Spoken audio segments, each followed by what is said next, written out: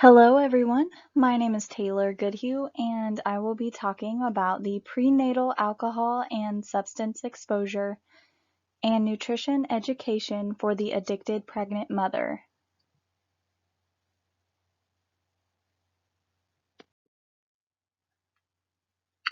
Three objectives for this presentation are to understand how substance and alcohol abuse affects the growing fetus, understand the nutritional requirements for addicted pregnant mothers, and to understand the 5 stages of the addiction recovery.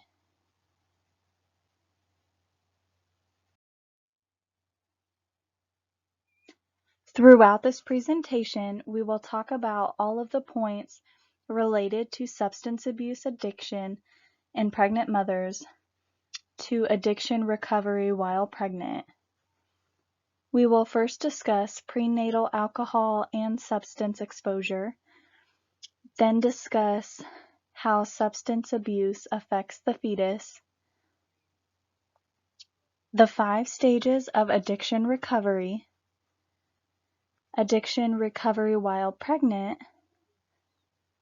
the nutrition education for recovering mothers, and the benefits of nutrition support through family and other support systems.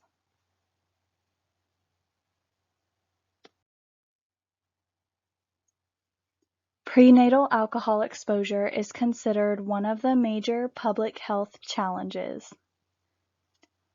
Although the risk of birth defects is greatest with high, frequent maternal alcohol intake during the first trimester, alcohol exposure throughout pregnancy, including before pregnancy, can have increased consequences for development of the fetal brain.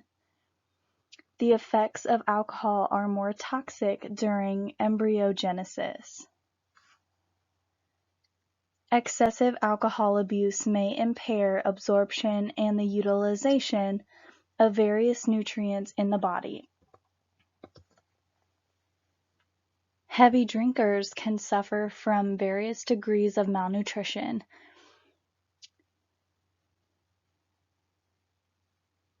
The most common illicit drugs consumed during pregnancy are cocaine, methamphetamine, and marijuana.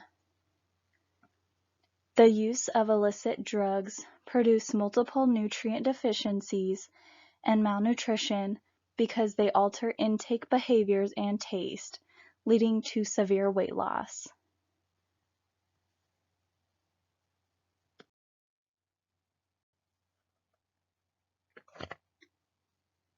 The prevalence of substance abuse in young adults of both genders have increased over the past 20 years.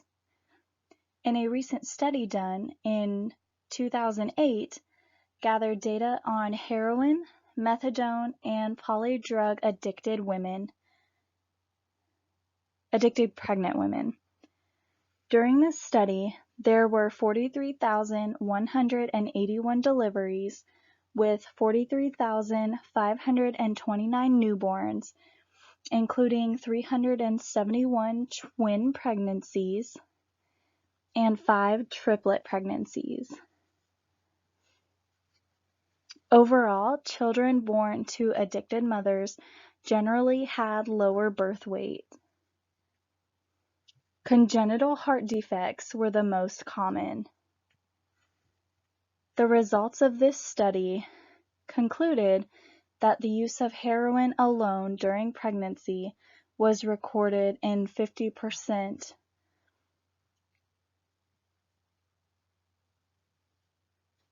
of the mothers.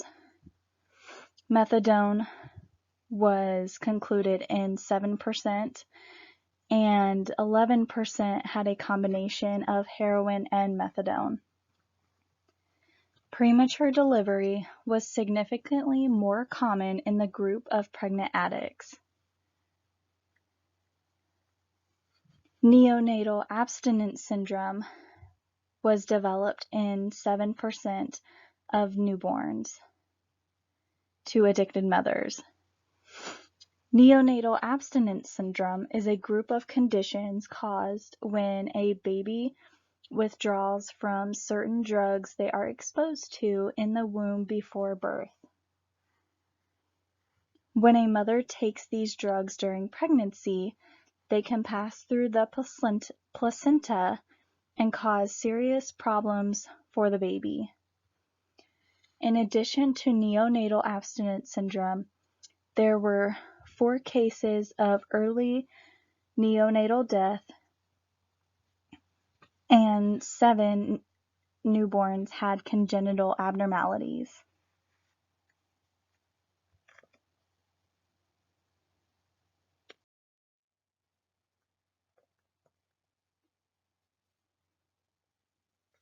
When recovering from addiction, there are 5 stages of addiction recovery.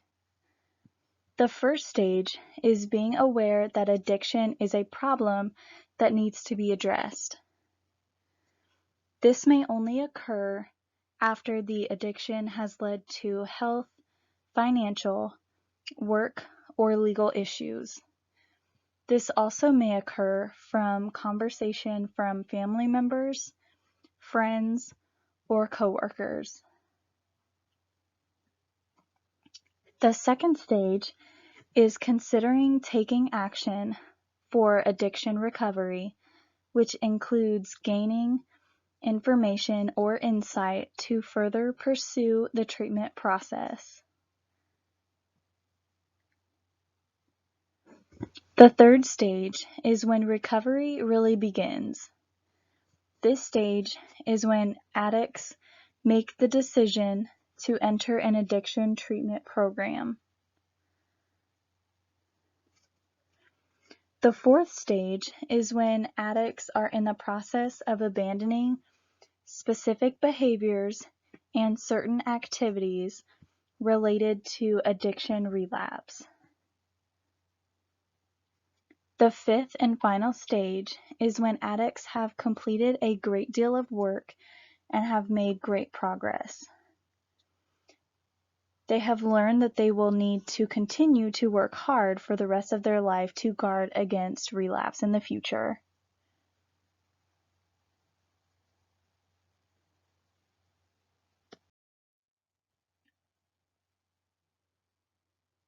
Counseling and therapy are the key components of addiction treatment.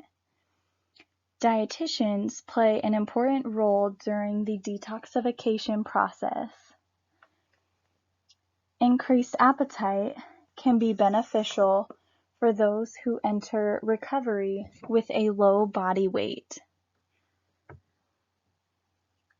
Dietitians monitor weight very closely because it is dangerous to gain weight too fast.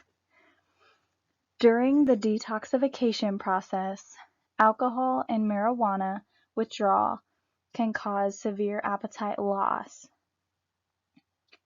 Withdrawal from opioids can cause nausea, diarrhea, and vomiting. Dietitians must make sure people recovering from these specific addictions don't lose too much weight.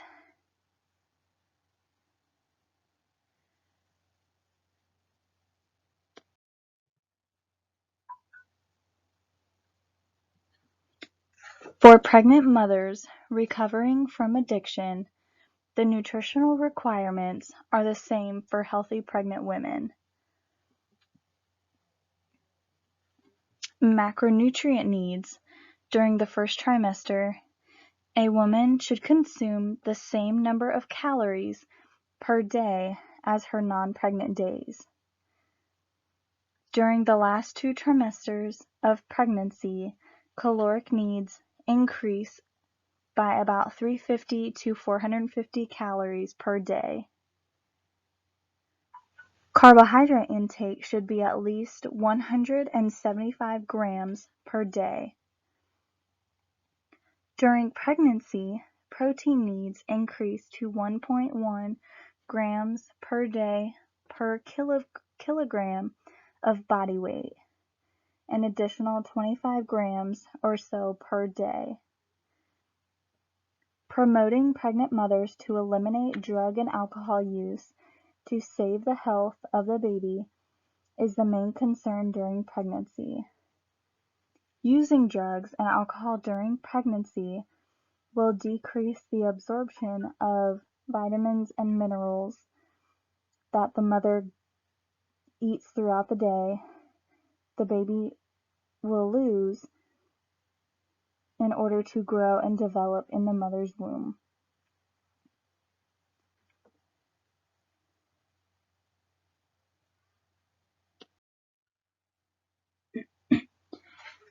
In addition to macronutrient needs, micronutrient needs among recovering mothers are the same for healthy pregnant mothers with no substance abuse issues. This means if the recovering mother is eating the same amount of calories as a non-substance using woman.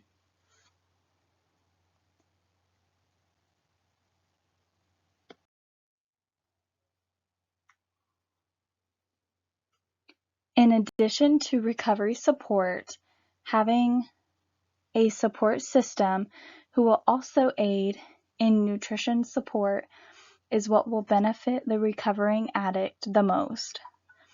For example, having a support system to encourage both healthy eating habits and physical activity habits daily.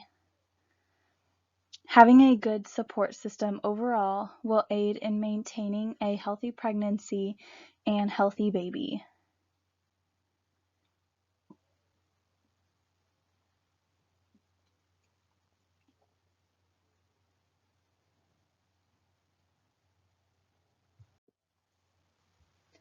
Overall, thank you guys so much for listening to this presentation. I hope you enjoyed it as much as I did. Thank you.